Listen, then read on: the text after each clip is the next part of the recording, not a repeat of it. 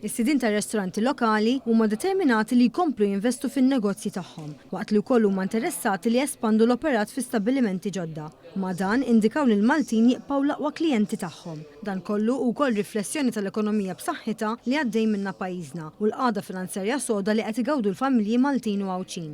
Dan kollu ħareġ minn studju tas-suq li sar mill-istatistiku l-professur Vincent Marmara għall-Assoċjazzjoni tal-Istabbilimenti tal-Catering Glace. Bir-riżultati jiġu preżentati tlieta. L-istħarriġ estensiv fost 250 sit ta' negozji tal-catering li operaw total ta' 370 stabbiliment f'Malta u Għawdex sar bejn Jannar u Ġunju ta' din is-sena, waqt li jagħti stampa ċara tas-settur. Skont il-professur Marmara, ir-riżultati jikkonsolidaw ix-xejriet ta' snin li għaddew, b'sinjali ċari li s-sidin tar-ristoranti f'pajjiżna għadhom juru aptita l-investiment u espansjoni. F'dan l-istudju li dan isir kull 6 xhur, allura wieħed jista' jifhem aħjar ċertu trends ikun qed jiġri fl-industrija, joħroġ li qisu meta nħarsu lejn ir-revenue sales u anke fil-profitti hemm ċertu stabilità.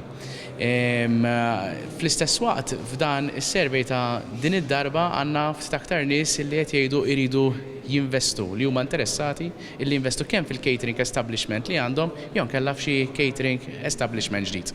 Għaldaqstant wieħed mill-aktar fatturi kruċjali li ħareġ mill-istħarriġ jitratta l-fiduċja li l-operaturi għandhom fl-ekonomija lokali. Fil-ħarsa lejn il-klijenti in ġenerali, l-istħarriġ ikkonkluda li minkejja d-domanda qawwija turistika, aktar minn nofs il-klijenti tar-ristoranti lokali huma Maltin.